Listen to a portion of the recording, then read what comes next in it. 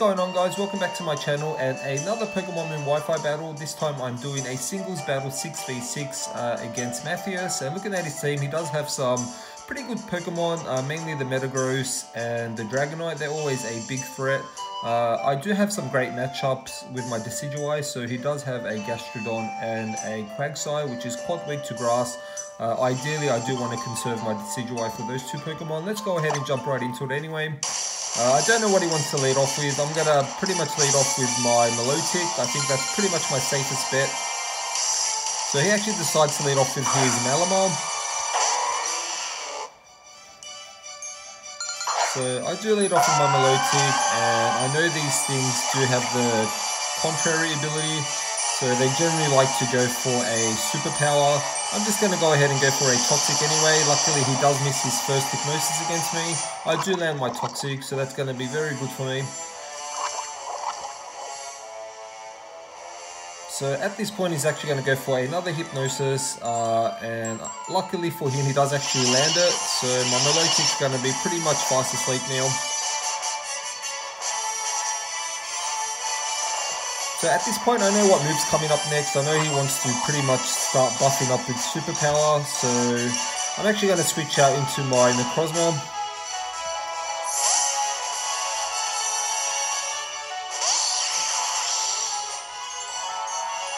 So pretty common strategy, Superpower Malamar. He's going to get that +1 in attack and defense, but I'm not going to waste any time. I don't want this thing setting up on my team. I'm just going to go ahead and pop off my Z move now.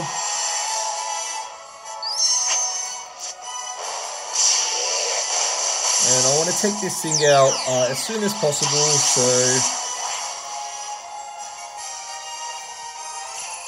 there we go. A Black Hole Eclipse is coming his way.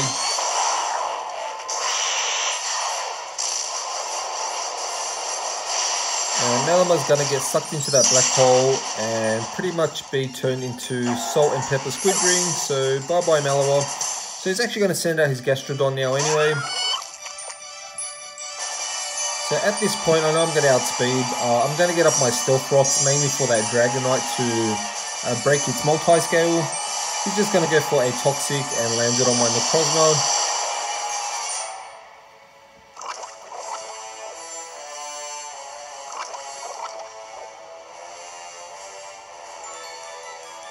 So at this point I am actually going to switch out. So I am going to send out my Milotic.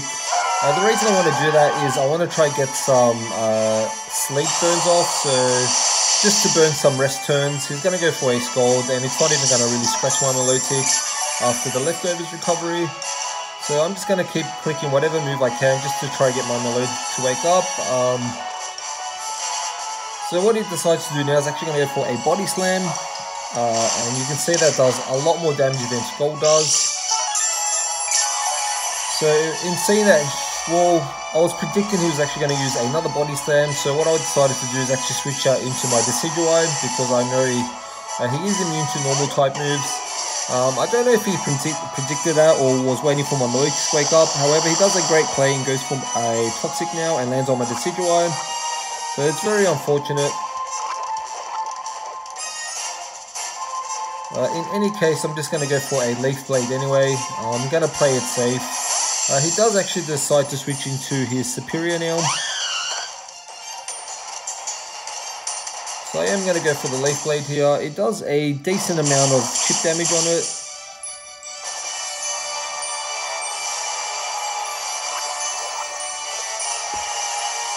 So at this point, I'm definitely going to withdraw my Decidueye. As I said earlier on, I do need to preserve it for those quad weakness to grass, the Quagsire and the Gastrodon. So I'm going to send out my Arcanine anyway. He's actually going to go for a Substitute, obviously predicting the switch. So I'm going to click Flare Blitz here anyway. He's actually going to reveal that he does have Glare as well. So he's going to paralyze my Arcanine, and unfortunately for me, I do actually get parried on the first turn. So story of my life, but he decides to actually stay in and go for a Leaf Storm anyway.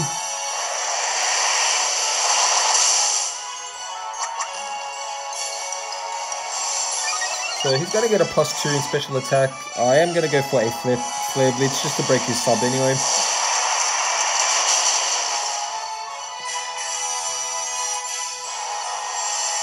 So at this point what I wanted to do is go for an extreme speed just so I make sure it doesn't have enough HP to do another sub.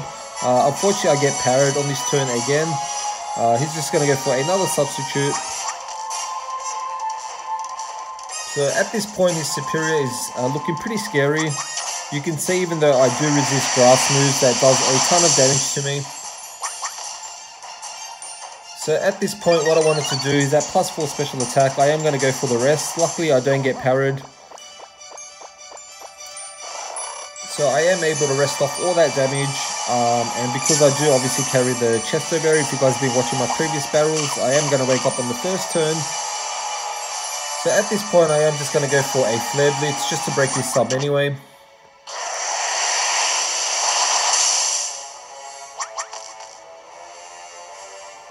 So he's at +6 now, special attack. I'm going to go for the Flare Blitz anyway.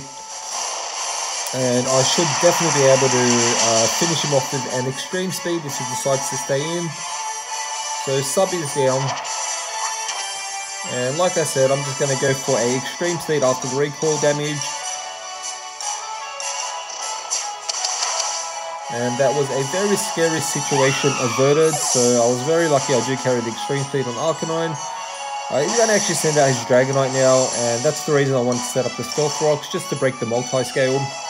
So he's going to go for an extreme speed now. I am heavily invested in defense and HP, so I do leave that. I go for a Will-O-Wisp, and I do land it. But as you guys can see, he does actually carry the Lumberry, so that's pretty much a free turn for him. I'm actually going to switch out my Arcanine now. So I am going to leave it preserve it for a bit later. I'm going to send out my Ampharos.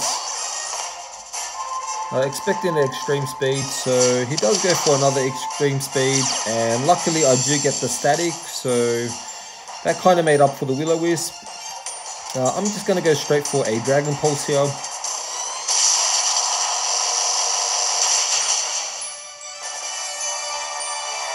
So he decides to go for a Hurricane. Not sure why he wanted to use a flying type move on an electric Pokemon. He does actually get the confusion anyway. So he decides to go for an extreme speed here. Luckily he does get parried this turn, and I'm pretty much able to Volt Switch out of here. So I break through the confusion, I get the Volt Switch off. In doing so I do take out his Dragonite, which is good.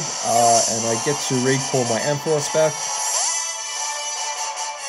So I'm just going to pretty much send out my Necrozma again.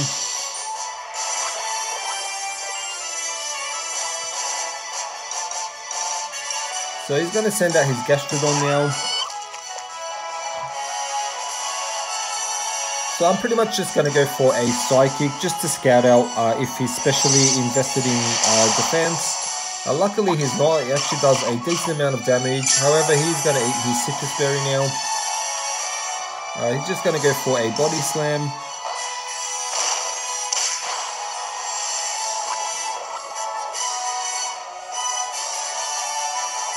So I'm just going to go for another Psychic here. Necrozma is not in the best of shape. So it does a decent amount of damage. He is actually going to go for a Recover. So I know what he wants to do. Pretty much wants to Toxic Storm me. So in seeing that, what I'm going to do, I'm actually going to switch out and go straight into my Decidueye.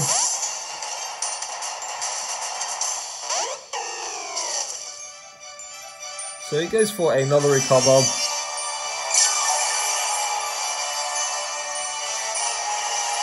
So at this point, I'm still not trying to over-predict. I'm pretty much just going to go for a Leaf Blade anyway. If he decides to switch out, whatever he switches in, he's still going to take a decent amount of chip damage.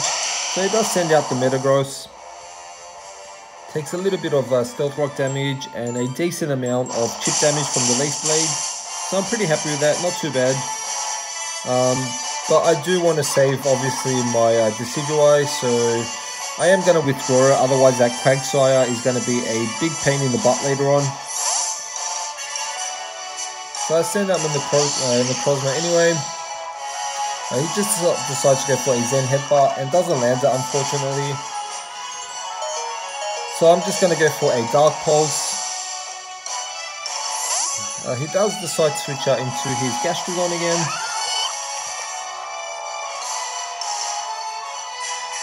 So I'm just going to go for a Dark Pulse anyway. Doesn't do too much damage, it's non-stab.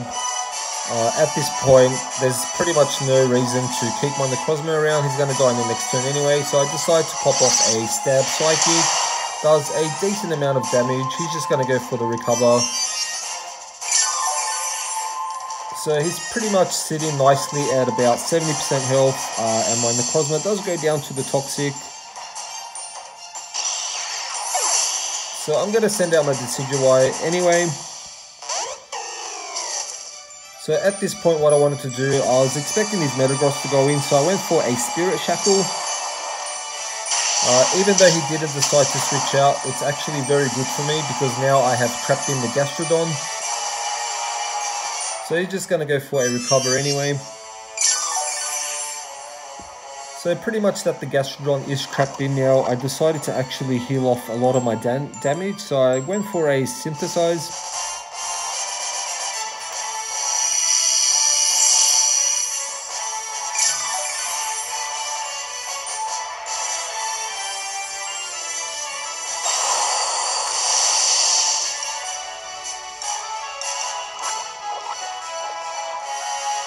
So luckily he is trapped in. I am able to finish off this Gastrodon with a Leaf Blade.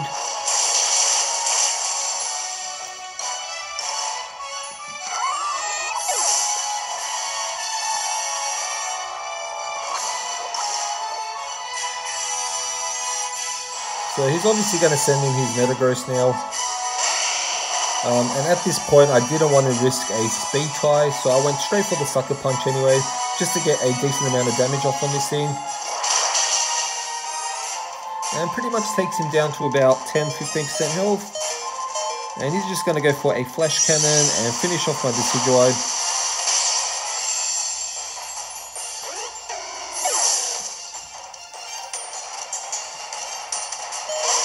So here comes my Arcanine. Obviously Intimidate is not going to work on Clear Body. But anyway, I decided to go straight for a Will-O-Wisp just in case he decided to switch out, but he doesn't.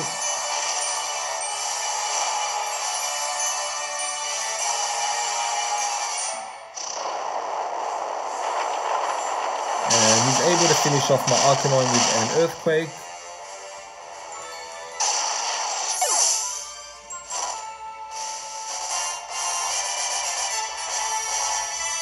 So I'm going to send out my Milotic anyway. He's still asleep. He's just going to go, actually wake up on this turn and go for a Scald. So I do outspeed it, surprisingly, so I'm not invested in speed whatsoever. So down goes his Metagross, and he's pretty much down to his last Pokemon, which is the Quagsire.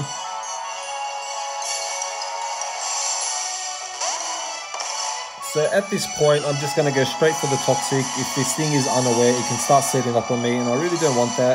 So luckily, I do land the Toxic.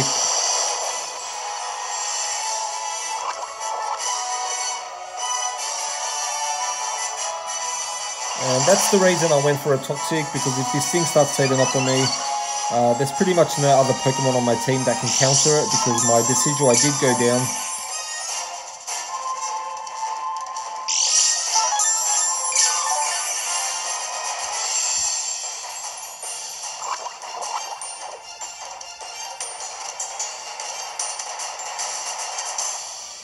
So I'm just going to go for an Ice Beam here.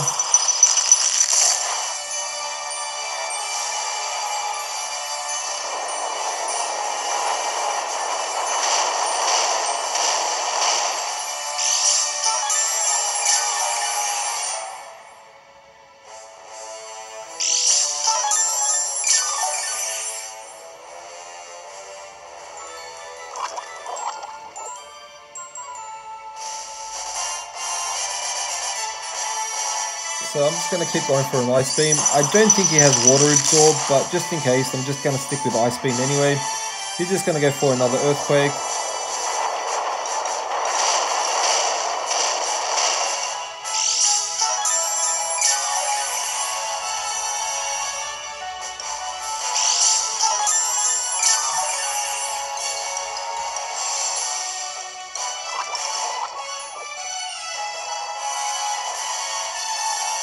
And I'm actually going to reveal that I do have recover after this turn.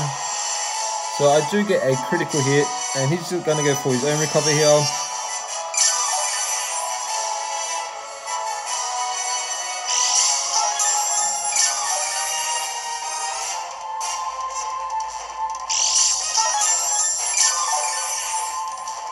So this is the boring part of the battle. Pretty much any stalling part of the battle is always the most boring. But I'm actually going to go for a... he actually forfeits here, sorry guys. So he does forfeit the battle, so good job to him. Hope you guys enjoyed this battle. Stay tuned for the next upload. Please like and sub if you did enjoy this battle, and I'll catch you guys in the next one.